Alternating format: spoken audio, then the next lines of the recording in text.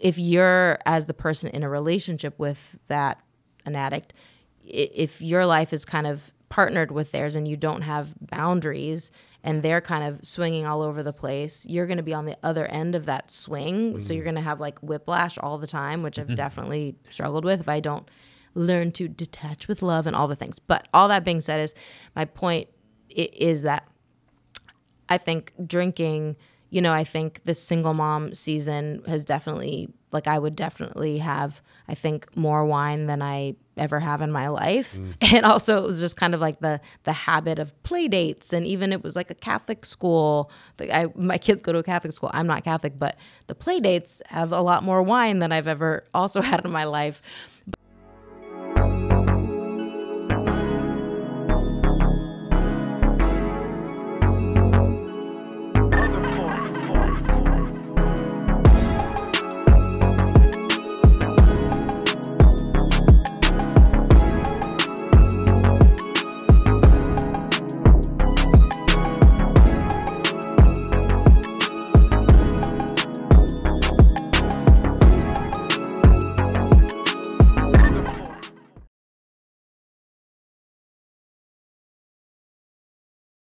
I actually always love asking people questions whenever I do podcasts. Yeah. I always want to ask everyone else. Go ahead. Their life Go ahead. stories. Start it off. Ask. Okay. Start it off. Go ahead. Okay. What do you want to ask first? So, yeah.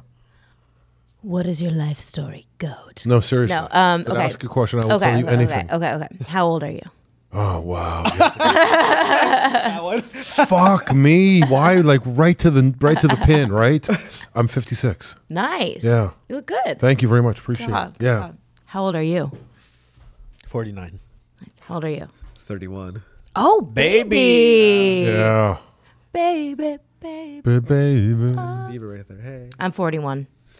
So I'm right in the middle of Yeah. You look 25. ish. That's what I was thinking when I was out there, how young you look. Thanks. Yeah. Because I know you've done a lot at a young age. And you had a real, like your childhood was, I want to say special. Oh, thanks. Just because it was so different, right? Because not everyone grows up like that. Yeah. You're like what, Shane? Well, in a Hollywood lifestyle, in Hollywood, in LA, under the limelight, with people, with paparazzi, with alcohol, with famous people around all the time, with everyone chasing, people having their own life and really focusing on more themselves than maybe you at times. I don't know.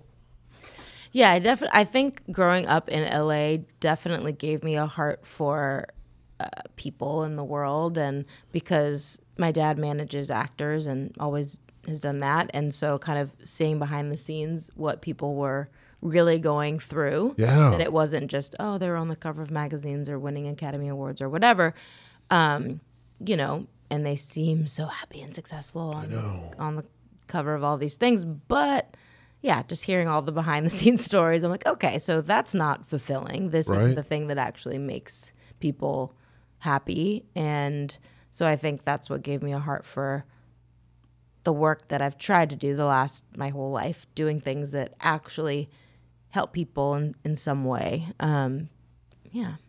Yeah, and I noticed too that you said, because I read a little bit about you, and it kind of said where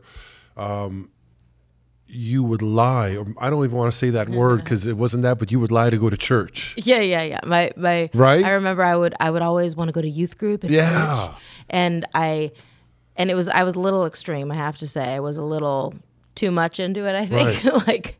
But so I would lie and tell my parents I was going to parties, and I was really going to church youth group. They would rather you go to parties. Definitely a backwards upbringing. Yeah, I used to say I was going to youth Right? group. Well, that's the norm. Yeah. Right. Really quick though, Michelangelo, are we live? You are. We are. Okay, nice. Do you dance? I wish. That is one of my greatest. Mine too. I'm such a bad dancer that I was cast as the role. The role was a bad dancer version of Britney Spears. It was some like T-Mobile commercial or something where Wade Robson, her old choreographer, was the choreographer, and he was in the, and all her real backup dancers were in the commercial, and I was cast as the bad version of Britney Spears, where like the headphone was like the microphone was in the eyeball, Yeah. and I was just like so awkward trying to do the dance moves. But I've wanted to be a dancer so badly my whole life. I've been to all the classes, Millennium, this, that, and I would leave crying every time because I just can't. At least you Well, tried, though. here we go. Well, I mean, that was a perfect like intro. Yes. Because we are going to cast you right now. Yes. Into our intro. We do a dance. We dance. okay. Yeah. It's not nice. It's It's not pretty. It's really terrible. And it's a terrible song. Actually even be better than that. That's right. Now, hang on a second. That we hired this guy. His name is Edgar. He is a Latino rapper. Oh. And he's going to give us the jingle, the pre-jingle. But for now, this is our jingle. sadly. It's really bad. Okay. We've been doing this for 6 months. It's the best we've got. Try not to But look at us. Close your eyes when you close your eyes, because this is ugly. What I want you to do is like flip through the screens pretty fast. So get us all by ourselves. Ready? Are you ready? Yes. Yeah, you gotta have to move your hands. It's not a good move. It's not a good song. Okay. Fausto, you ready? Let's go. Videotape us, bro. Videotape us. Hang on. Fausto's gonna videotape us. This gets me out of the dance. Yeah, but go over here, Fausto. Yeah. Right over. But you just be behind the cameras. Yeah, stand. This Yeah, would be- yeah. This will yeah, be a nice perfect. behind. This will foolish. Yeah. Okay. This. Are you ready to look ready. funny? We've Yeah. never gone this extreme. We haven't. before, Okay. But I just feel the vibe. With you wanna- So you ready? Cue the intro.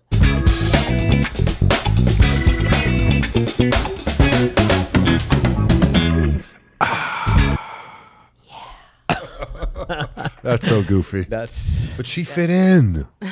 yeah. She fit in. She's a nerd. We're nerds. We're I nerds. was just like, do the robot. We're nerds. That's all I did That's what too. she said to herself. We're The robot. nerds. She literally just started. Did you watch her? Yes. She did the robot. She was ready for it too. Like she knew. She didn't care what the music was. She was going to robot no matter Robot, what. no matter what. Yeah. That's the safest bet. Well, welcome to the Hopeaholics. Yeah. Thank Yeah. you. Yeah. For sure. For sure. Thanks for coming down. Yeah. We're super excited to have you Yeah. here. Really excited. Yeah. Yeah. Really excited. I mean, it's really exciting if Shane studies the guest. Right? True. Yes. Well, it just blew me away because she would sneak out to go to church and to meet God. And that's what maybe kept you on that path of what you're doing now and how you lived your life throughout your years, which is just a beautiful thing. Like I fell in love with that Nice. at a young age. People work their whole life to get that. Well, let's start right here because I don't know that much about you except for what I scrolled through today Nice. on the internet. Yeah. So tell us a little bit about yourself. Okay. Well, I grew up acting and doing music, and my mother was the hot blonde on Chips. What? Yeah. Yeah. You knew this, Shane? Oh, yeah. I didn't want to say anything on her. I didn't know she was going to bring it up. Everyone's in love with her. That was my age. Every Her- boyfriend I've Estrada, ever had. Estrada, the Yeah. the Hispanic or the Eric Estrada. They Hawaiian. got to make out. He was a What? yes. They kissed. He was a gorgeous guy. It was a problem. Yeah. But yeah, all my boyfriends were always all in love with my mom, which was fun, interesting, weird. I don't know. But anyway, so yes, grew up in that world and then did music for a long time, singer-songwriter, toured. Then started a jewelry company called The Giving Keys. Yeah. But it really started because with my friend, I did this horrible movie, the actress Brie Larson, love her. We started a kind of a movement, I guess, called Love Your Flaws, about body image issues, and went around and took thousands of pictures of people holding up signs that said things like hope, love. That said things like, my chemo fried hair is beautiful, my cankles are sexy, things like that. And then so at the merchandise table when I was doing music, everything said love your flaws, love your flaws, love your flaws on it. It was also a way to give myself therapy from growing up in LA my whole life, to remind myself of Yeah, right. that. And we started it because we did this movie and they kind of cut off our faces and they didn't even Photoshop our bodies. They kind of cut off, they used other people's bodies, they weren't even our bodies. And we're like, well, that's not cool. And that other girls are comparing themselves to these images that don't even exist. It's not even us. Yeah. So It's not anybody. Yeah. They fix it, they thin it, they make it this, Yeah. they make it taller. It's not anybody. Yeah, exactly. Yeah. So, anyway, so the Giving Keys started that where I was collecting old keys from different hotel rooms, and I was in New York. The hotel room was cool. Would put it around my chain. And I met this young couple they were experiencing homelessness on Hollywood Boulevard. Had the idea to pay them to engrave words like hope, love, fearless, strength, faith on these keys. And I would sell them on tour at the merchandise tables, and they started selling out more than my CDs. I was like, okay, well, thanks for coming to my show, buying all these freaking key necklaces. Cool. And, but then came up with the pay it forward concept, get a word you need, then pass it on to someone you feel needs it more than you, and then tell that person to pass it on to someone who needs it more than them. And then people started writing me on MySpace, which proves we're the OGs. This was 15 years ago.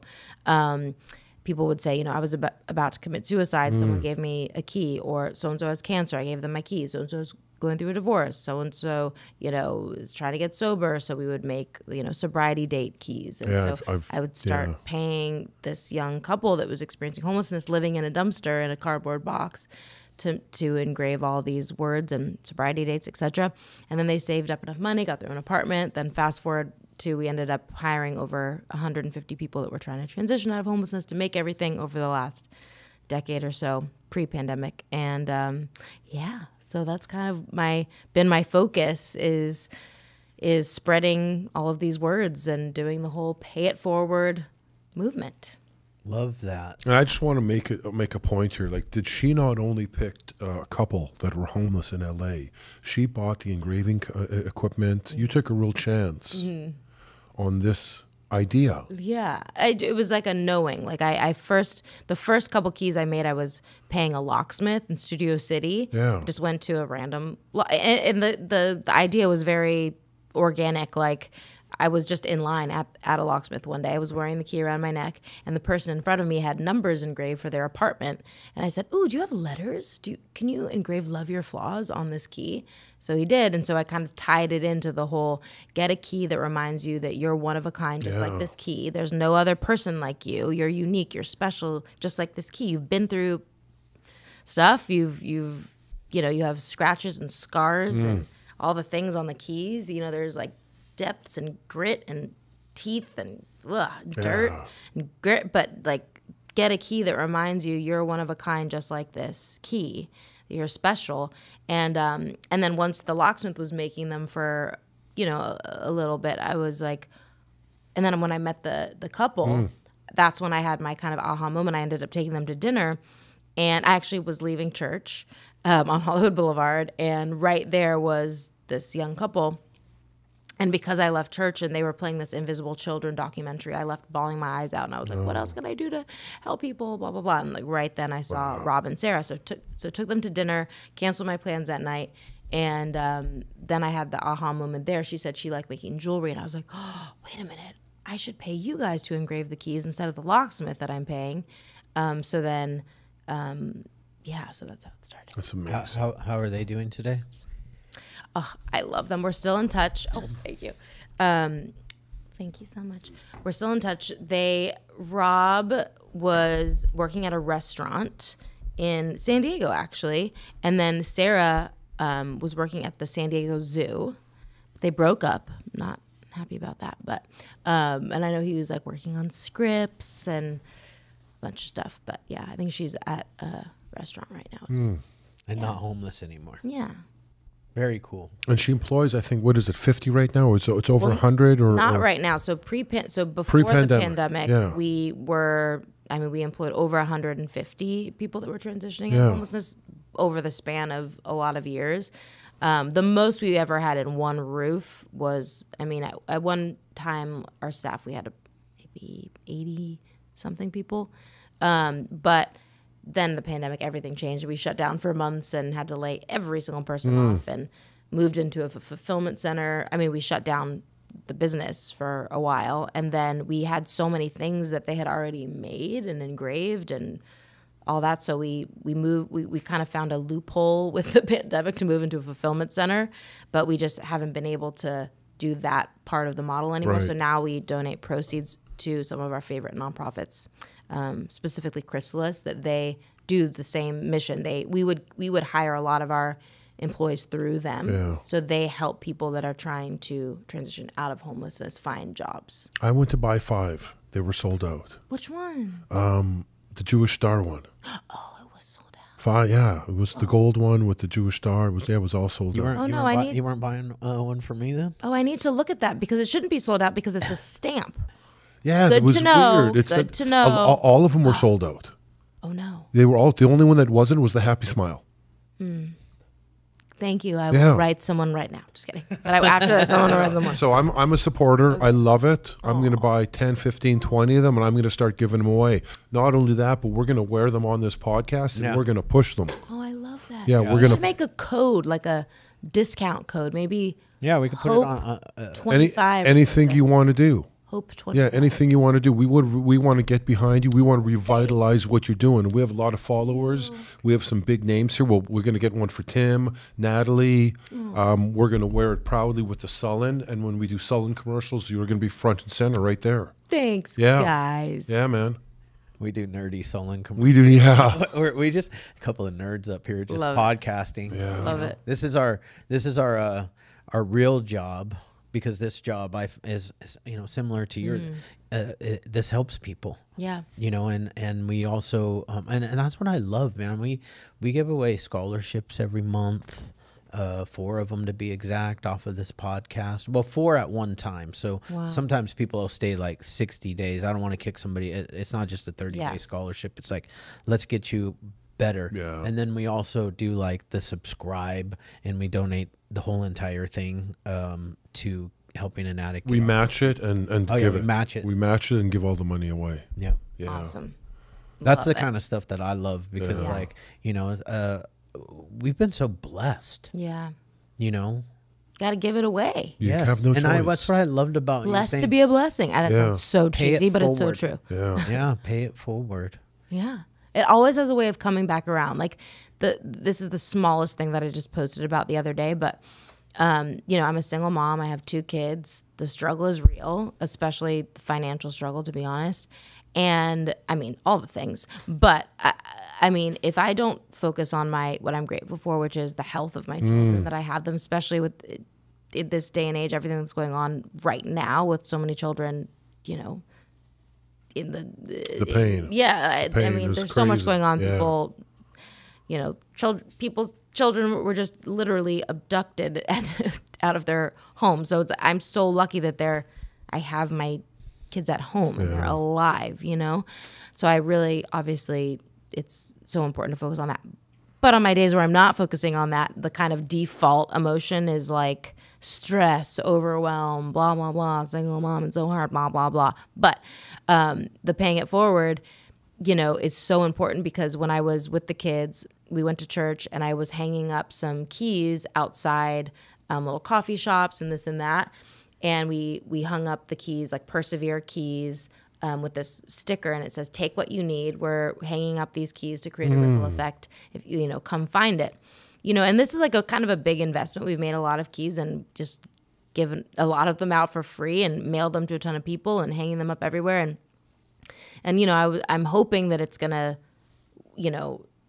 help people and work and be this ripple effect of hope. And then right after, we were walking back to my car, and I ran into these kind of acquaintances, these girls that they do this super, super nice, expensive, permanent jewelry. And they're like, "Oh, do your kids want some for free?" And they were selling it for expensive. This was like in Malibu, and it's a whole thing. And they just put on like 14 karat gold and like these gems and gorgeous stuff all over my kids. And it meant so much, where I know a lot of people can just buy it and it's fine, but I personally wouldn't do that. Like, I can't do that right now. And for it was just the pay it forward, how it works. Like, Right. It's like we were putting stuff up for other people to take and get help. And then 5 minutes later, someone just put these real gold gemstones That on is their children awesome. for free. That is And it brought awesome. them so much joy, God, something that that is I so wouldn't be good. able to do. So it meant so much to me. And I think that's just how it works. That is nice. I agree with what you're saying. You know what? We are involved with a nonprofit. It's called the Cancer Kindness Network. So we're going to give you $1,000 for keys, and we want to put stuff on for cancer people. I love love that. And we can give them away for cancer people, like That's whatever you so decide to put on the keys. So when you leave here, you'll send me your phone number and your address where we'll send a check to. Oh, that's so Yeah, and then you could place them at hospitals or whatever you guys do. so sweet. Yeah, for sure. That is so awesome. That'd be awesome. The keys in cancer wards, I mean, even that, the phrase, like my marketing mind thinks that way. I'm like, keys in cancer. Yeah. Even though it's not K, but the K and C is still the sound of it. It's like, but so many people I've heard that story through the years of people giving strength keys. Strength is our number one word. Yeah. For a reason, I think. But so many people give strength keys to people going through chemo and cancer wards. So thank you so much. Of course. So kidding me? what different sayings do you have on the keys? Well, you can custom any word you want. You customize, personalize any words you want, any phrase. But our core words our most popular words are strength, believe, hope, grace, faith, let go, fearless. This is, I think, a create. I'm wearing create and fearless today. But we have bracelets, earrings, all the things. We're doing beanies for holiday. Yeah. That's awesome. You know what? I'm just shooting from the hip here, and you might not like it. I'm sorry, but I'm going to say it anyways. Fuck it. Before we leave here, we're going to do a commercial for her keychains. Why would I not like that? I'm joking. I knew you'd love it. We're going to do a Hopeaholics. I was like, I didn't know where he was going with it. When he prefaced that, I was like, we're going to do a Hopeaholics commercial with you, Caitlin Crosby, in collaboration, and we're just going to do, and we'll post it to all of our people. Oh, you're so We'll do a commercial to go to your website. Thanks. Yeah, we'll do that in studio today. I want to buy a whole bunch of Hope ones. Yeah. And give them out to every guest. Yes. I like you guys would like I the matte love black that. ones. We have Yes. the cool. Oh, you have They have matte black and gold. Really, I got it on my website. Really nice. and you also have the lock. Yes, we have lunch. Yeah. We have, I actually have some I'm in really my car. I was stoked gonna on bring. all of that stuff. Yeah, I showed you today. I was going to buy one for us. I know we were in the middle of too much. Yeah. I didn't. We have Serenity Prayer, especially with Yes, the whole we're on it. We're yours. theme We're yours. of addiction and hope. And, Yeah. the Serenity Prayer, we have a pendant that says, God grant me the serenity to accept the things I cannot change, the courage to change the things that I can, and the wisdom to know the difference. And we have these herringbone chains that just say, grant me the serenity, grant me the serenity, grant me the serenity, over and over. So yeah. That's awesome. Yeah, you made 2 friends here. Yay. Yeah, well, 4. Hi, guys. 4 friends. Yeah, that is awesome. So we're going to get right behind you and really push it hard. Thank you. Yeah, because we have Natalie. She's got a good reach, and she's going to love this stuff. Yeah. Yeah. Love that. Thanks, guys. And I also love how your shirt matches the wall. Just, I had to say it. I couldn't hold it in any You longer. know what? You're right. He It really does. Can you just stand over there? stand over there. The wall Let's see right what here. happens. See what happens? Yeah, that's this one right here. Right there. Oh, that's look perfect. At that. Look at that. That's perfect. Wow. Perfect. Can you get him in there? Can you get him in? look Oh, at- yeah, he's there. Oh my God! Look at him on TV. Take a picture. Take a picture. Can you find Fausto? Okay. Wait, say that again. Can you find Fausto? Let's see. Oh, this is hilarious. I don't Literally, see you him. blend in perfectly. Yeah, bro, that is awesome. Oh my God! Oh, that is What's awesome. on here?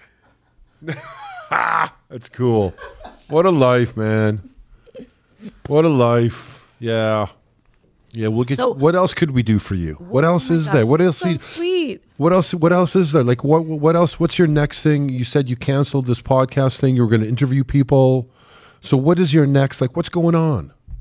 Oh my gosh, my brain is. There's so many tabs open in my brain right now. Well, so so much. I'm really focusing on,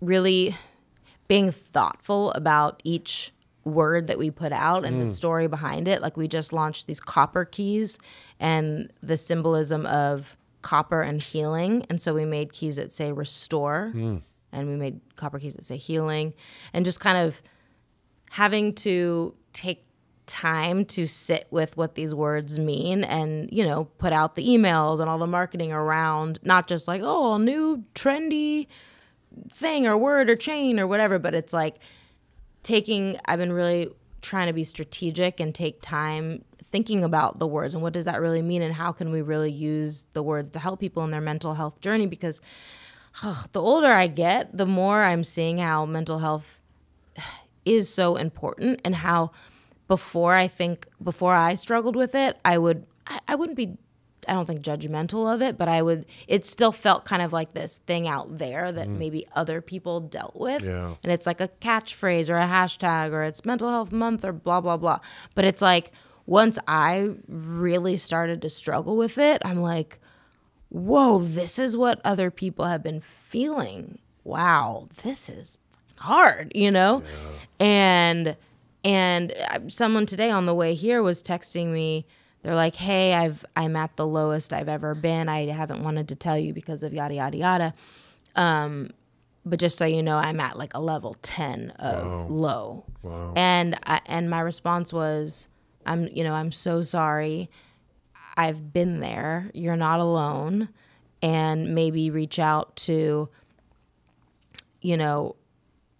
a different, like I threw out a friend that was like a coach, but also has been there and and there was something that I've been dealing with that I'm leaning on my friends right now. Like, we cannot do this life thing alone. We have to reach out to people because we can't, like, it's too hard. Yes, it is way too hard. It's funny because I was reading with Fausto what I wrote about that. Even when you're older, you still need that village. It doesn't matter. You can't be. It says it takes a village to raise a child, but that child becomes a human being. Yeah.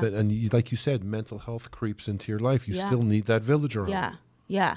Because I was having a hard time last week, someone sent me like a couple Tony Robbins clips, and I didn't listen to them because they just got lost in my million texts. But then as I had a long, drive today, I was like, oh, I can listen to those clips. And it was so good. And it was really showing me I'm doing it all wrong. Like, I was like, oh, wow, everything he's saying to do, I'm doing the opposite. Like, oh, no wonder I feel horrible. Yeah. He's like, I won't go into the specifics, but like, my mental space was not, I was definitely focusing on the negative. I was definitely complaining. I was definitely venting, I think, too much to my friends to try and get it out or process. But it's like, and I went to church yesterday. My friend is the pastor at one church in Hollywood, Torrey Roberts. He's married to Sarah Jakes Roberts, T.D. Jakes' daughter. And they have this incredible ministry. They do incredible conferences. And he was saying how every morning he wakes up and he reads to himself 12 things about his identity of who he is. And he said, I can't look at Instagram. I don't look at this. I don't hear from the world who they say I am, who Instagram says I am, who my kids or whoever. I read the 12 things every morning and I remind myself who I am. And I'm like, yeah, I'm not doing that. I'm waking up, I'm, trying to get the kids out and, quote unquote, struggling through the morning. But it's like, I need to, if I want to be a healthier person, a happier person, a better mother, a better leader, and a better CEO, if I want my life to prosper, my business to prosper, my children to be healthy and happy, like, I need to make some changes. I can't be thinking the way that I'm thinking and speaking the way that I'm speaking. So I think, everything that I'm learning, I'm trying to put into the Giving Keys, because I think or assume that other people are struggling with a lot of the same things I am too. Yeah. Which is why we all need the keys. We all need the words on all the keys. Everybody's struggling. Yeah. Everybody's struggling. And at some point in everyone's life, they're going to have some type of mental health issue. Yeah. What you were just saying made me think of this quote that I hear, because I only feed my mind now with positive, motivational, transformational, like words, because I think words are super important. Or I just do audiobooks on leadership and, self-help and stuff like that. But who were you before the world told you who you're supposed to be? And that's a thought that some of us have to go back and think about. Yeah. Because who was I when I was this young, innocent kid? Who was I? Like the before pure Chad. Yeah. Before my brothers and my sisters and and the world made fun of me and put this negative stuff into me. Who was I before that? Yeah. You know, I know that I was a very loving and kind child. I was super loving and super kind. And then the world turned me into something else.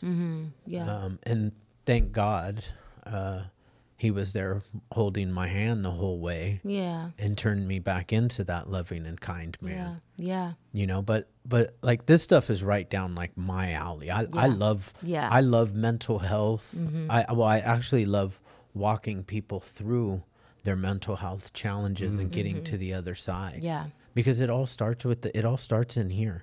Like I had mindset and perspective and what you're channeling your traumas or stories into. Like if you blame, oh, my parents were like this, so that's why I'm like this. It's like, okay, or yes, that's your story. That's your kind of like how A, B, and C happened. But then it's like, okay, but you can choose to channel that into, you know, turning that kind of maybe negative thing. Like, let's say because your mom or your dad, they quote unquote made you fearful or controlling or this or that. It's like, okay, let's channel that into being a good, strong boss decision maker instead of like, you know, a pity party of like negative Nancy, like I'm this way and I'm, you know, it's like, okay, well, try not to be that way and maybe in your personal life and your relationship, but let's channel that into work or, you know, or just like rewriting the story. Or even I love what Tori Roberts said yesterday about when you said your past, you used to be this way and then the world made you into this and then you got yourself back into being like the pure, you know, place of who you really are meant to be at your core. And Tori Roberts yesterday said, he talked about the regret, and he goes, I don't have regret because, you know, the decision, maybe the poor decision I made back then, he goes, that's not me anymore. So I can't be shameful and, you know, beat myself up for something. That's not me. Like, that's the old me. The new me didn't do that. So I can't like hold that shame on me anymore and have regret. Like it's not me anymore. Yeah. And letting go of that shame. I mean, that's kind of a different topic, but it's kind of funny though, because that it's similar to what I was thinking the other day. I was downstairs, I was eating breakfast, and I was like, what if I would have never been a drug addict, right? And I was like, I'd have probably been a doctor. And then I was like, but I'd have been an asshole.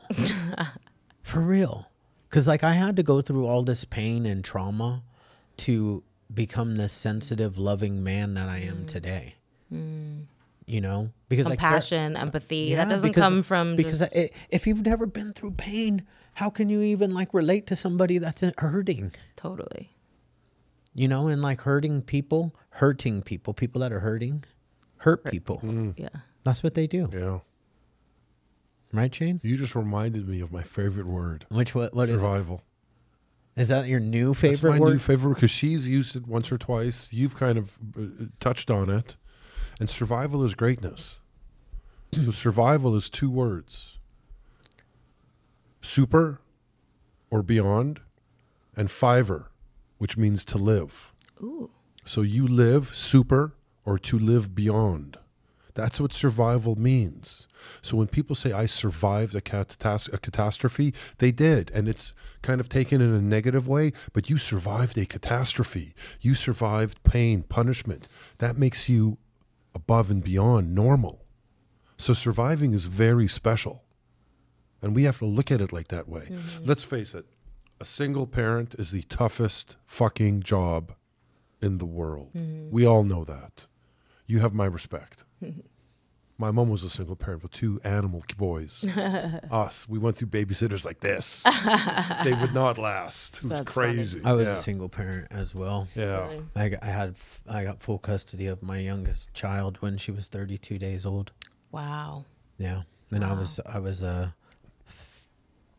30 days sober. Dang. Yeah. That's a lot. Changed my life, man. Wow. Everything that exists in my life is because of the birth of that little girl. Oh. And which brings me on to the question that you didn't really ask it, but She kind of did. She kind of did? Yeah, she did. Why the podcast I exists? said, let's talk about this later. On the... So I'm going to tell you a little bit of the longer story, and everybody's heard this, so who cares? They can hear it again, because I don't want anybody to ever forget why this podcast exists. On December 9th of 2000, I was selling drugs. I'm going to give you the quick version, though. And I crashed my car off the 10 freeway in Pomona. I rolled it, a piece of just a ball of metal. I don't know how I survived. I was in the hospital for a couple of days. I got out. I was beat up, had staples and stitches everywhere. And I went back to the same place that I was going to go get more drugs. And I was getting high. I got paranoid. And I was with these Chicano gang members. And I started looking around the room, and I was like, man, these guys are stone cold killers. And I got a little paranoid, and I called my mom. And my mom was crying. And I said, why are you crying? And she said, you just had a little baby girl. And that moment where I was at, had a moment of clarity that that I didn't want to live like that anymore. I also had another moment of clarity that God must have left me here to help other people that suffer from the same thing that I suffer from. And I always also clarify that I don't suffer with drug addiction. I suffer with what goes on, the negative self-talk that goes on inside of my brain. Yeah. So anyways, I packed it up, and I'm going to fast forward because, well, from that came a life, an unbelievable life. You know, I've worked in addiction treatment ever since. That's 22, almost 23 years. And have built a very successful, you know, addiction, mental health. Thousands of lives. Tens of thousands. Tens of thousands. Yeah. Yeah. And then the ripple effect that goes beyond yeah, that is yeah. just, it's insane, It's incredible. Yeah. Which is, well, I'm super grateful. And like, I didn't do anything. God does it all. He's the CEO of my life, and he's the CEO of all of my companies. I love that. But at the other, fast forward 22 years, 9/11 of 22, so a year ago, that little girl, that 22-year-old girl, she was 21, right? Yeah. She was 21 at the time. She found her fiance dead from fentanyl. And I've been watching this fentanyl crisis for the last 4 years. Just, it's been insane. And I decided through that trauma that I wasn't going to sit around and be quiet and let his death be in vain. And God's also the CEO of this podcast, and it's blowing up, and I just can't see anybody like not loving that story. Yeah. You know, we have to come together in a country that's so divided on purpose, you know, by the people up at the top, dividing us so that we're weak. So bring us together to fight this fentanyl crisis. Yeah. You know, and not just fentanyl. That's, you know, that's the forefront because, you know, it hit my home. Yeah. Can you, I mean, is it appropriate for me to ask a little bit more about that? Obviously, I hear so much about the fentanyl crisis, and I hear just a couple days ago, a mom friend at school said that her nephew just died from fentanyl. That it wasn't a suicide. He didn't want to die. He just bought ski tickets. He was happy and healthy and blah, blah, blah. But, yeah, can you just speak to the fentanyl crisis a little bit? How you think it happened, and is there any light at the end of the tunnel? I don't know how it happened. I know where it comes from. I know that it comes from China, which is our enemy. I know that it's goes from China to the cartel, and then the cartel presses it into pills, and then it comes across our border. And it's really scary because, you know, pills are not as scary as heroin, right? Heroin, black tar heroin, you got to put that on a spoon. You got to cook it up. You got to put it in a syringe. I'm not doing that when I'm in high school. But yeah, but it's in everything. Everything, even Everything. it's Meth, in Marijuana. marijuana. Yeah, that's Yeah, what I thought. Shane has family that Anything off the street, you're dead. Yeah. There is no such thing as a recreational drug. Ecstasy. there's no Nothing from the ecstasy has fentanyl. nothing in it. from the street is Even safe. if they're making real ecstasy in China, I Yeah. mean in Mexico, Mexico. and they're bringing it across, it's pressed on the same machines that press the fentanyl. Wow. So, like, actually, Fausto's one of Fausto's friends talks about how a sugar packet of fentanyl will kill 500 people. A sugar packet. Wow. I just had an idea. I'm kind of like, I'm always like, squirrel. Yeah. And maybe this already exists, but I feel like it doesn't because I haven't heard of it. But you remember Dare, right? Yeah. I feel like I loved Dare. I listened to them, and the t-shirts, I thought they were cool, but it doesn't exist anymore, right? Right. I feel like there needs to be a new cool Dare. Like, does that exist? Nope. Can we all start it and make it like a cool thing to go to schools? Excuse me? They're actually like influenced people, so that's why they stopped it. To do drugs? It taught people Yeah. more about drugs. Oh. So here's the thing. Psychologically, they train people to say don't do it because they knew they were going to do it, and that's what ended up happening. But now what the new way things are, I think if you're going to create something like that, instead of telling them don't do it, it's more showing up people who they can relate to with stories that they can make it look fun. It's like, we know you're going to do stuff anyways, but let's educate you on what's really going on right now, so maybe you have a chance to think twice. I think if they come at that point, but with politics and schools, they go, well, if you do that, then you say our kids at school do drugs, and we don't want that because parents are paying a lot of money for their kids to be here. There's a lot of red tape. when it comes to Yeah. that stuff. There has to be a way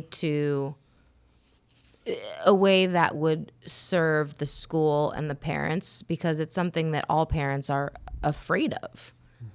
That it can't just be like, oh, we just hope for the best. Like, something needs to happen. No, and there's nothing you can do because, and I don't mean there's nothing you can do. What I mean is, it doesn't matter what kind of parent you are. You can be the helicopter parent. Yeah. You can be the best parent in the world who you think knows everything that's going on about your child.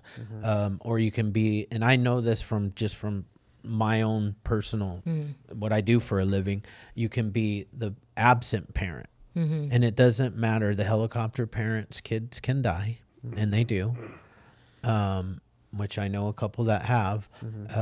And the absent parents, sometimes they live. And it doesn't matter. It goes either way. Right. It goes either way because it's one pill. This one pill. My son-in-law bought one pill off the street that he thought was Percocet, and it was pure fentanyl, and he OD'd. And it was probably one of the, it was definitely the worst day in my daughter's life. It was her first love. They'd been together since she was 15. Yeah. They were going to get married, who she was going to spend the rest of her life with. He lived with me for 5 years, so we were really, really close. He was like a son to me. Wow. And do you think people are not getting the information that how serious it is? Like, to not I don't know, because buy the things like CDC that off the street. Like, I guess I don't understand. Like, why is the word not getting out? See, he to them knew. better He to knew. not. So He knew. okay, yeah, He knew that you can potentially get fentanyl off the street. yeah, Wasn't trying to kill himself. yeah. But yeah, it's like, 300 people die every single day. Wow. 300. That's a very large airplane going down every single day. Yeah. It's insane. Yeah. And this is a whole different topic, but it's why the podcast exists. It exists for that, to bring awareness to people, to everyone. And it also, to break the stigma of mental health and addiction. Like, it's okay that, like some of the most amazing people in the world, some of the most amazing people I know have mental health issues and substance abuse issues that have worked on them and now are better than most of the people who have never had them or For sure. have minor ones and choose not to work on them. So that's what this stuff is all about. Yeah. That's why some of the greatest artists and singers and musicians of all time that have written some of the most beautiful songs, have been addicts or struggled with addiction and like the artist brain. But like what you said, I think there's so many different levels. I think some people that are struggling with, am I an addict? Am I not an addict? I don't drink a ton. I don't do a lot of hardcore drugs, so I don't think I'm an addict. But I think what you said, it's not necessarily what you're doing, but it's also like a mentality of the like needing to escape, needing something to help this instead of actually dealing with it. Like, there's extremely passionate about the topic of not being a fan of ayahuasca. And I think a lot of people are very vocal about how it is helpful, which is fine for some people. Good luck.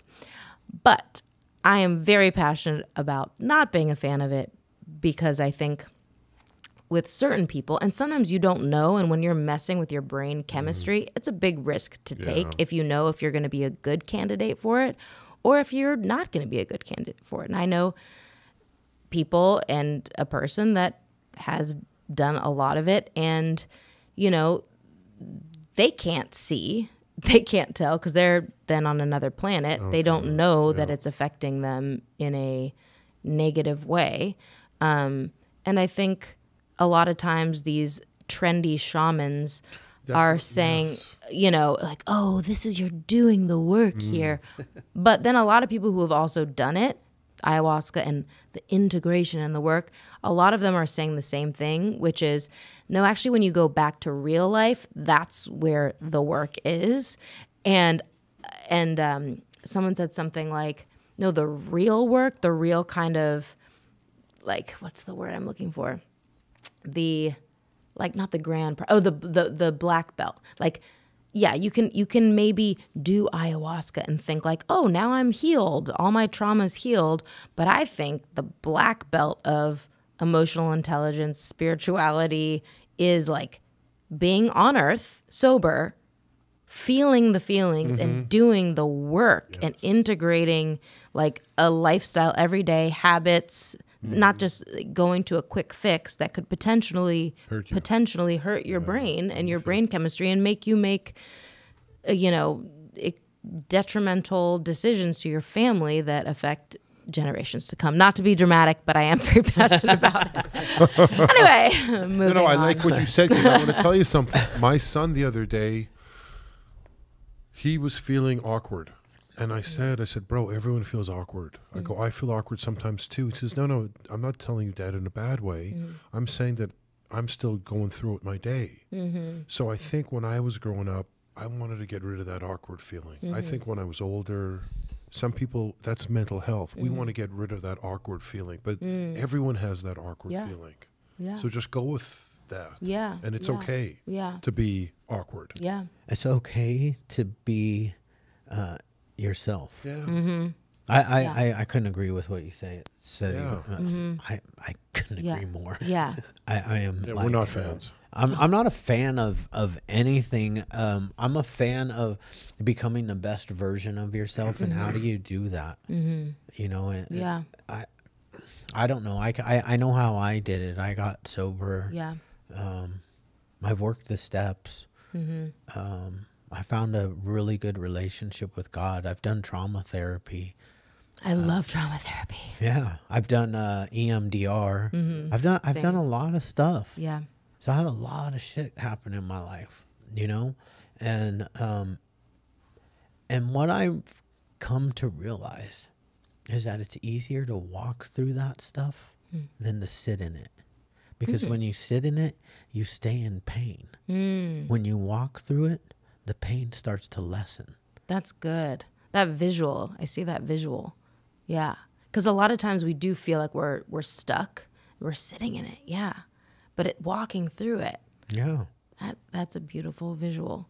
And sometimes walking through it is feeling the feelings. Feeling them. But being determined to rise and grow and keep going. And, even about feeling the feelings, like I think I wouldn't consider myself an addict by any means. I'm more on the other side, the Al-Anon side, if you guys don't know what Al-Anon is. So obviously, most people know AA exists, and you go through the 12 steps, but Al-Anon is for somebody that's either in a relationship with someone who is an addict or goes to AA or doesn't, or has a family member, a child that is an addict or an alcoholic in some way. So Al-Anon is a program that takes you through the 12 steps as well to give you kind of tools to cope with being in some sort of relationship with an addict. Because, and the reason you go through the 12 steps is because the first step, what is the first step in AA? Like admitting you're powerless over alcohol. And your life has become And your life has unmanageable. become unmanageable.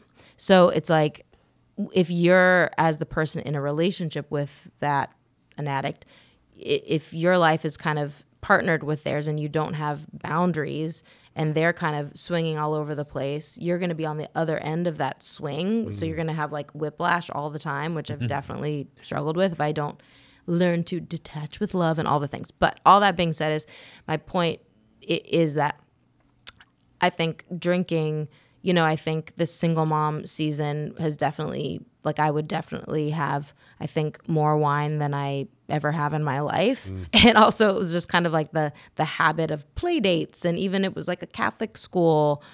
My kids go to a Catholic school. I'm not Catholic, but the play dates have a lot more wine than I've ever also had in my life. But again, I'm not an addict, but I started realizing, I'm feeling like every day I'm feeling more tired. And now that I'm 41, even just one glass of wine, I feel like crap the next day, to be honest. So some of my friends and I are doing like a fast for October. Nice. of not drinking. And it's been so great. I just feel so much more just awake, not so tired, alive. And there's been a lot of nights where there's always excuses to drink at events. Like, I went to my friend's show. Then there was karaoke after, and open bars everywhere. Everything is free. All the kids' birthday parties, alcohol everywhere, free alcohol everywhere. I went to another friend's show opening, more open bars. And I'm realizing, wow, every single day there's alcohol in my face.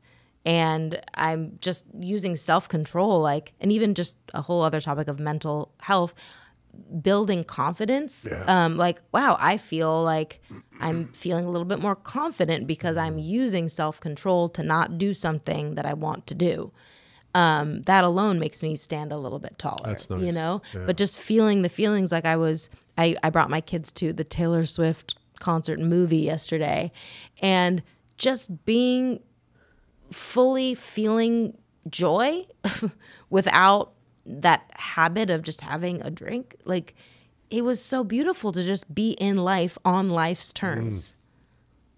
And that's enough. Like, somebody recently was like, well, but I would want to go to a concert with you one day, and wouldn't you want to do MDMA? Wouldn't that be fun to enjoy a concert? I'm like, what? No, look, isn't the concert enough? Like, you pay all this money to go to a concert. Let's say it's Coldplay or something, or whoever, and they're spending all this money and sharing their talent with you, and there's smoke machines, and there's lights, and there's gorgeous lyrics, and you're looking at all these humans and the clouds. That is not enough. Right. Like, you need something else to make it better. I was like, that guy. Yeah. Scorpions or any concert I went to, I always needed something. But I was young. Yeah, younger. But that's what's like life on life's terms. Like, 41 and they're still doing MDMA. It's kind of funny. Yeah, no not thanks. enough. Yeah, Hard pass. Hard pass. Funny. yeah hard. pass. I don't know. Not cute. Not cute. Not cute. No. Can that be the title of this podcast? Yeah. Not cute. That's not cute. I can go. MDMA at 41 is Did not you write cute. that down, Michelangelo? Not cute. Have you done podcasts before? Yes. I wrote 2 books, and so both of the books, Yes. publishing Zondervan HarperCollins, like their PR, company, like I had multiple podcasts a day when we were promoting both of the books, and I started to not be able to speak in proper sentences. Oh, God. And so I had to go on a break from doing podcasts for a while because I'm like, I'm not there. Like, I'm just so used to saying the same thing. Even at the beginning of this one, when I was saying about love your flaws, I started talking about giving keys because it's just like gets an autopilot when you say the story so many times. I'm like, wait, hold on. No. We're not there yet. Yeah. Yeah, we don't do our podcast like a normal podcast. It's kind of like sit down, have a conversation, Yeah. see what happens. I love that. It's kind of like, Yeah. right? Yeah, just go with it. I want to know, what was the Oprah thing you guys did? Oh, so I love her. So she has her Super Soul Sundays, Yeah. obviously, and she did a thing called her Super Soul 100 list, and she wrote a letter to 100 people that she wanted to invite to be on her Super Soul 100 list. I forgot how the quote is, something like innovators or thought leaders and innovators of this next generation that she kind of wanted to get behind and put her stamp of approval on to spread all, the love and the projects that she's passionate about. And so, a few other things too. She also put the Giving Keys on her O list, which is the dream for every brand. And then doing the Super Soul 100. So we got to hang out with her a few times at our office and screen the Super Soul show and do a little brunch and different photo shoots and this and that. And she's so inspiring. It was so incredible to be around her energy, and she was just such a normal person. Yeah. I remember she was, in this gorgeous gown, and her boyfriend, what's his name? Stedman or something? Stedman, yeah. Yeah. He was just there in like an Adidas tracksuit or something. And he was just super casual, just hopping in and eating his lunch. And she was talking to him like, oh, get me this, get me that. And then one of her producers was like, Oprah, come on, we need you to like get up here and say something.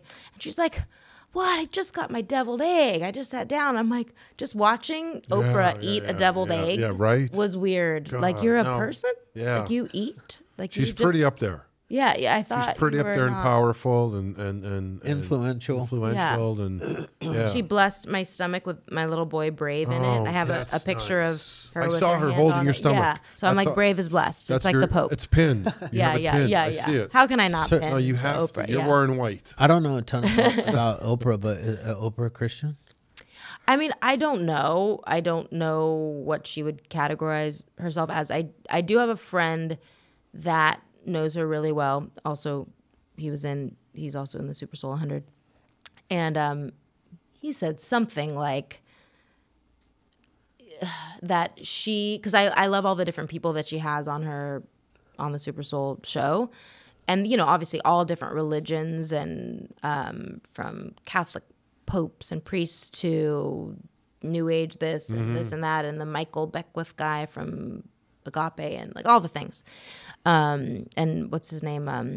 Deepak Chopra. I think she made him famous, and she made the guy that what's the Power Now? Even Dr. Phil she made famous. Oh yeah, Dr. Phil.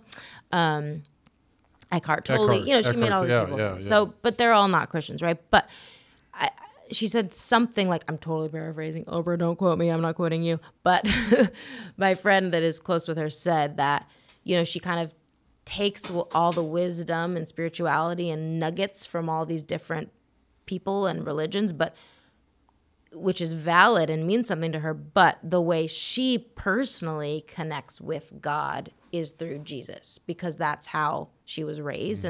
But she's not taking away from anybody else. Anyone else and how they connect, but that's how she connects. But she also takes the wisdom. And I kind of feel the same way. That is kind of how I feel. I love hearing different ways that people connect with God. That's just how I personally connect, because that's how I was raised as well. Same. Yeah, I'm with and I don't care. The Christians that are crazy and say that this is the only way. Yeah. This is it. Yeah. What about the Jewish people? Because I got a Jewish guy sitting right next to me. Yeah. What about him? You don't get to go to heaven? Yeah. No. Except through Jesus Christ? Yeah, I guess so. It's not true. No. It's not true. I don't know. I don't get into the biblical stuff. I don't either, but that's why I love having just a personal relationship. Yeah. And then guess what? Then you allow everybody else to have the personal relationship. And guess what? Jesus was Jewish, so yep. And I went to Israel, and I grew up with mostly Jewish at Beverly Hills High School and Calabasas High School. I went to a bar or bat mitzvah every Saturday. So I know Baruch Atah Adonai. Oh, that's nice. Like, yeah, good for you. So Jewish people are my favorites. Nice. A+, high five. Nice. But even in Israel, the Shabbat dinners and how the traditions, I definitely prefer those over the Christian tradition of nothing that the husbands do for the wives. Like, it's like a lot of in like patriarchal white male Christianity vibes. You're not seeing what you're seeing at Shabbat dinner, where the husbands are praying the Proverbs 31 prayer, Singing, dancing. singing for the wife to like praise God for his wife. Yeah. I'm like, let's have some of this and some of this over here in this Christianity. Because what about this? This is also in the Bible, the Torah. Like, and that's why I do, you know, and some Christian friends do have Shabbat dinners, which I love. Yeah. I'm like, yeah, let's get some more of that into the Christianity that's like the white patriarchal male Midwest. They're not doing the Shabbat dinners singing for their wives. They're like, get me the, I probably shouldn't be saying any of this out loud.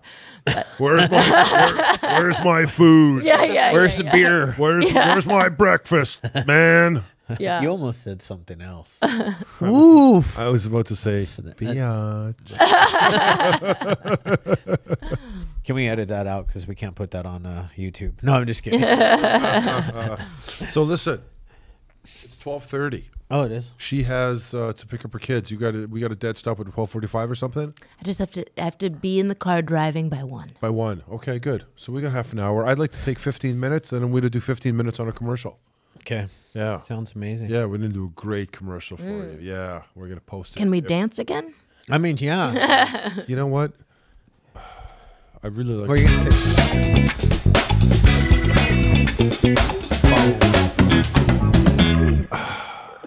I just like it because He likes to do the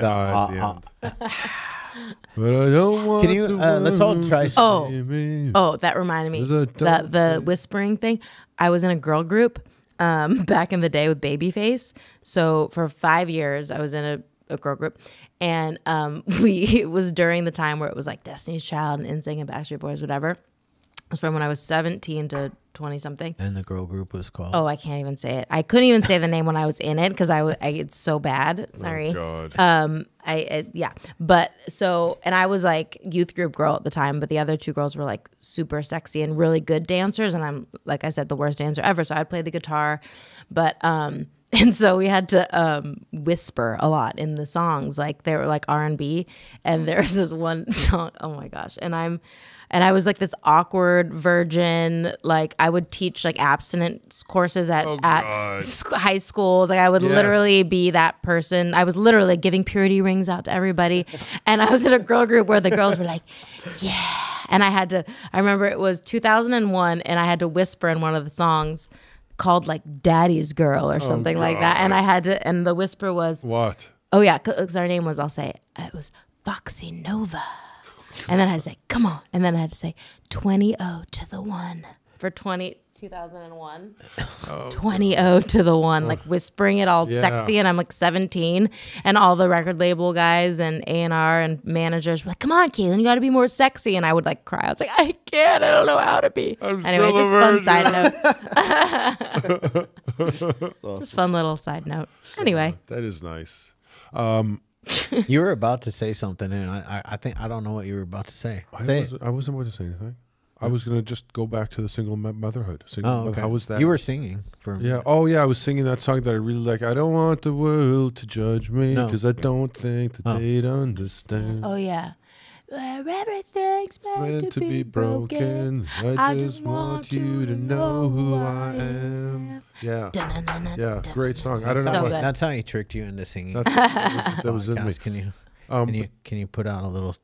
Oh yeah, belts. Yeah. What tune, right. What tune do you have? No, these are really good mics. Yeah, I can't. Single parenthood. It's tough. It's fun. It's a full-time fucking job. Yeah. What are you doing for yourself, for the single parents out there? Yeah. There's lots. Yeah. Lots. 50% of America is single. It's crazy. Yeah. What do you say to them? You're going through, listen, everyone's going through tough times, Yeah. obviously. You're going through special tough times. If single parent, we can't imagine. What do you say to the single parent who there's 2-3 kids just fucking at the end of a rope, just barely hanging on? Yeah. First, you're not alone. It's hard. I think this should be common sense, but it's not, because as adults, I know it's hard to get along, but you guys are not the children. Your children are the children. So I think number one, never badmouth the ex. Never badmouth your children's other parent, to them. Yeah. It's always like, we love daddy, we love mommy, she's the greatest. I think Smart. talking to child psychologists and therapists is great to get tools to know how to what to say. I mean, my little boy Brave yesterday asked me the hardest question that he always asks, like, why are you and daddy not together? And it's a struggle. And I kind of say like a script that a child psychologist told me to say. And I actually just texted her. I was like, can we go to lunch? I need more help. Like, ask for help. You cannot do this alone, I think.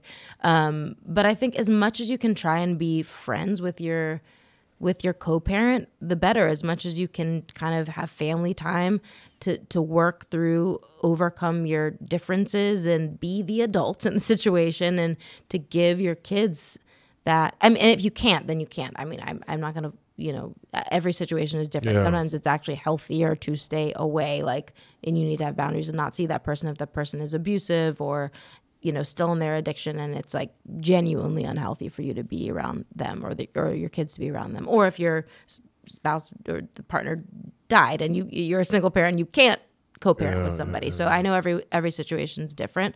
But I think ask for help. I think there's so many people that have helped me at school, people that have offered to help me, like, oh, can I come help put the kids, one time a friend came over and just helped brush the teeth of my kids and did bath time, because there was a season, when your kids are small, my kids are very small. There's certain seasons where brushing teeth it's like every day I would dread the brushing teeth, because it was like, not because to do it, but it's like they would fight me on it. And then when I'm at a low and I'm like in a bad headspace and I'm like feeling the anger and the rage and all the things or stress, there were times where I would like get on top of my daughter and like force her down to brush her teeth because she wouldn't do it. And I'm like, what am I doing? Like, this is insane. But it was every day I would stress out about her fighting me on that or brushing of the hair. But it's like I had to ask for help.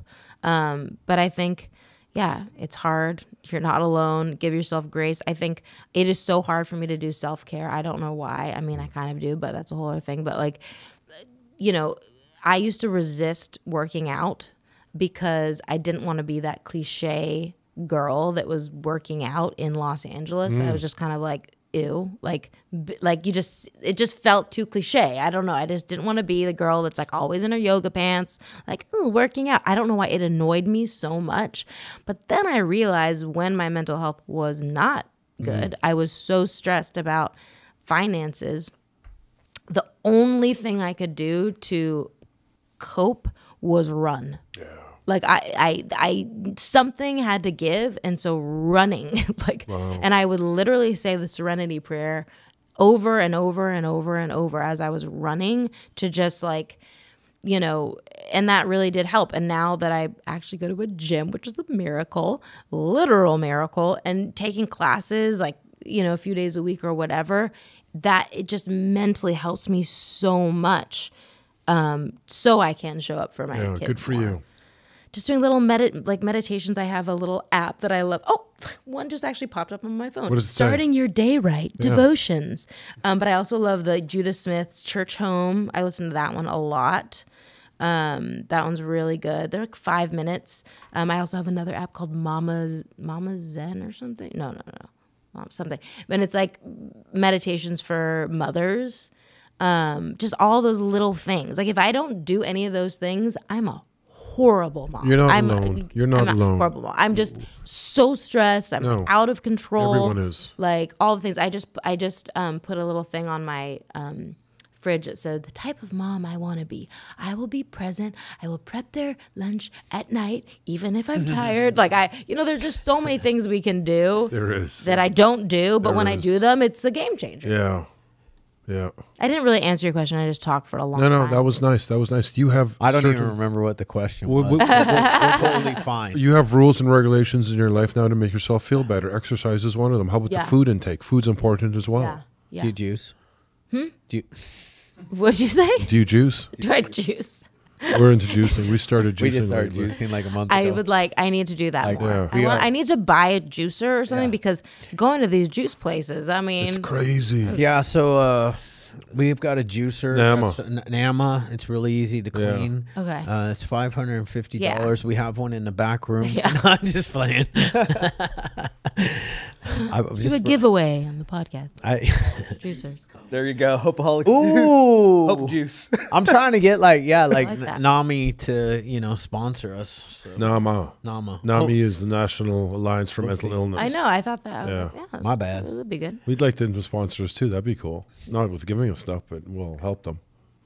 Yeah. Yeah, I'm really into juicing because it really it just changed my energy level. Really. Yeah, and I feel really good inside. Yeah. I just have like some non-negotiables. Like I get up early. I get up before the kids get up. It's a little bit harder though. And like my kids it's easier now that my kids are old. Like one son drives himself to school and the other one's 15. Nice. So, and then I have a 22-year-old. But my first thing, I need an hour alone with myself and God. Well, with God, myself, and then my coffee. That's what I do for an hour. That's good. Every day. I need to do that. Yeah. And I don't know why I'm I'm resisting because I love my alone time at night. Nighttime is like my favorite place. But I think I need to switch it to the morning to be more productive. Or you don't have, or if you like the night, just do a shorter version of it in the morning, like 15 Even minutes. 15 minutes. 15 minutes with God is amazing. Yeah. Right, Fausto? That's right. Hope dealer? I know you spend time with God. All the time. It is life changing, and it makes me a nicer, gentler person for my kids because nobody else in my house is a morning. Well, my son is, but nobody else. The girls, and I have 3 girls. They're not morning people. Yeah. They're not happy. Yeah. They're not excited about the day. Yeah. I'm like, I wake up and I'm like, woohoo! It's a brand new day. What kind of adventure are we gonna go on today? Wow. Yeah. That's nice. Yeah. But I think that all started with my non-negotiable. When I got clean and sober this last time, it was like I need that time for myself. What are your non-negotiables? So that hour discipline is a Okay. non-negotiable. And the whole time you're just reading with God and coffeeing, Yeah. journaling? No. Meditating. Meditating. And praying. That's hard. An hour? Dang. It's like Good job. Thanks. And then after that is the gym, Nice. and that's How many days a week? 5 to 7. Wow. Yeah. Also, good job. And then Yeah. and then I get home and I get up early. I get up at 3 a.m. What? By the time, yeah. Oh, another good job. A+. Wow. You are just impressive. And that's 3 just- a.m.? those What are- time do you go to sleep? Well, I do go to bed early. That's good. Also, good job. Gosh. Yeah. I go to You are bed around winning. around 8 or 9. 9 is the latest. I like to be in bed at 8. Do you go to bed before your kids? Yeah. Wow. Yeah. Great job. Now, See, when that's my problem. I go to bed too late. When my kids were little, though, I put them to bed early because I've Yeah. always been a Yeah. early to bed guy. Yeah. So like their bedtime was 7:30 or 8. Yeah. In the summertime, I'd maybe bump it up to like 8:30 because it's hard to put your kids to bed. Yeah. When it's light, when the they hate sun's it. still out. Yeah. Yeah. Yeah, really Yeah. hard. My 5-year-old kisses me goodnight every night, and she closes my light off. Yeah, he's in bed. closes His the 5-year-old. She puts you to sleep. She puts every me to night? sleep every That's night. And just wanted Yeah. to remind you the very first question that you asked him when you sat down to do the podcast. Do you What's your remember what life that story? question? How old am Well, I? the How old second you? one. Oh, how old you were? And he has a 5-year-old. Oh, Yeah. good job. Yeah. Thank you. I mean, you guys can keep going until you're old. Yeah. Well, I don't know about Us that. The girls, energy not runs so out. much. Yeah. Which is so Yeah, the mornings- annoying. and the God, mornings what's are up with hectic. that? That wasn't cool. Well, Yeah, you but see, the girls are mornings- tougher. Females are tougher. Let's be honest. The What do you more- mean? Females are stronger than men. Yeah. Do you, what do They you are. have? What are your children? You have The names are incredible. Names are great. The names are fucking amazing. Yes, my little girl, her name is Love. Yeah. She's 4. Yeah. The cutest thing on Yeah. the freaking planet. Ugh, obsessed with her. And then Brave, and he's 7. Yeah, that's awesome. He's really I cute, too. really the Brave name and stuck Love. out when I was reading. So cute. Yeah, that's really nice. I named them after giving keys. That's awesome. Those are great ages, though. Yeah, they're Still really good ages. so I do amazing. not want them to They grow still anymore. love you. I know, and then they're gonna be so mean, and she's gonna get her period and be a little crazy. Oh man, beyond. I have my fifth. I probably shouldn't talk about my. I shouldn't say that either. Sorry, never. Just so say we're she gonna doesn't order. like. She doesn't like us very much right now. She doesn't like her. She likes me better than her mom. Okay. But her mama is also the disciplinary. Yeah, mine too. Yeah. My wife is the discipline. I mean, if I have to, like sometimes it's like I'll come home and You'll discipline Chad, your wife. can you do this? Oh, the kids. Yeah, No, the I just kids. discipline my wife. Take better care of the kids. What the hell are you doing? You know, How's that working for shoot, you? not very good. Maybe we That's what I should thought. switch that to a Shabbat dinner vibe. True. It's Switch true. that strategy. You know and what? see He's all talk because I've heard his wife call him on the phone, and he is the biggest wimp. I like that. True. It's all bark. He has a It's zero. true. A zero. She's in charge. Yeah. Yeah, she wins everything. Yeah, it's true. Good man. So we're gonna get a couple hundred rings or a couple hundred necklaces or at least some necklaces. You have rings too? Guys. We do. Yeah. But not these ones. But yes, we do have. We're gonna put the hook on, and we're gonna have people. We'll have Oh, are we fi- starting that now? Oh, it's No, time. we'll have like 5 hooks, and we'll let people Oh, yeah, pick 'cause I like have all to leave- for all our guests. We're gonna give a keychain, a key Yeah, away to all she's our got to be guests. in her car in 15 minutes. 14 15 minutes, minutes. 16. Okay. Actually, let's just call it 10 minutes because Yeah. I don't like. Ooh, and I told them my rear view mirror, my Oh, we gotta fix pulled the it rear off. mirror. Oh, yeah, and can I you would get- love a help. It Yeah. will only take a minute. I just have not been able to. Yeah, we'll figure do out it. We'll do it. Snap it back. Yeah, up we'll in do it. there. We'll get that done. Okay. Let's. What are we doing? We're ending the podcast. Thank you for coming. Thank you. Yeah, for thanks for having coming. us. Yeah. But also, don't forget that we have to do pictures too. So We're we doing have, like, pictures. 5 minutes. 5 minutes. Let's do a nice commercial. So in one take. Yeah. Don't screw it up. Okay. Okay. So hang on a second. Who's starting? Who's starting? Obviously Shane because I'm I'll not. start. Let me just. I need a. What's the name? The Giving Keys. Thegivingkeys.com. Caitlin Crosby. Okay. Wait, I've heard of Caitlin Crosby before. Have you? Yeah. Right here. Oh shit! I you're met Ca- her. You're Caitlin Crosby. Nobody's ever. Seen Where am I? Oh yeah, my hammer. I gotta go. We obviously we're running still. Yeah, of course. We're always running. Giving keys. Caitlin Welcome Crosby. to the Hopeaholics podcast. Yeah, right. No. Hi, I'm Shane. How are you guys doing out there? I'm Shane from the Hopeaholics, and I just want to take this minute to introduce you guys to the give. What is it called? The Giving Keys. Okay, let's start again. Hi, guys. I Shane- said one take, Shane. Giving Keys. Hi, my name is Shane. I'm from the Hopeaholics. I just want to take this minute to introduce a wonderful, wonderful product or gift called the Giving Keys. They're symbols of love, encouragement, and hope. And we have Caitlin Crosby right here. Maybe Caitlin, explain a little bit about what we got. Hello. Yes. The Giving Keys is all about paying it forward. So we all say, they say different words like hope, love, faith, fearless, grace. You can put sobriety dates on there, whatever you want. You can personalize it, customize it. You get a word you need, you own it, you embrace it. But then it's not just about you, right? You have to pass it on, pay it forward to someone else who needs it more than you. And then Nice. you tell that person they have to pass it on, pay it forward to someone who needs it more than them. That's awesome. And Caitlin, what is the website? It is thegivingkeys.com. Again, it's thegivingkeys.com. And you can read all the stories of the people passing on the keys. Yeah, it's a really inspiring It's beautiful. place. Yeah, it's nice. For sure. We're going to have a bunch of them here. Yeah, lots. Super excited. Yeah. If you need more information, please DM us at the Hopeaholics, and we'll get you in touch with Caitlin, or we'll send you a key for free if you really need one. I love that. Yeah, I love that. yeah. All right. That was it. That was good. Michelangelo, can we play that back quick? Are you done? Yeah, we're done.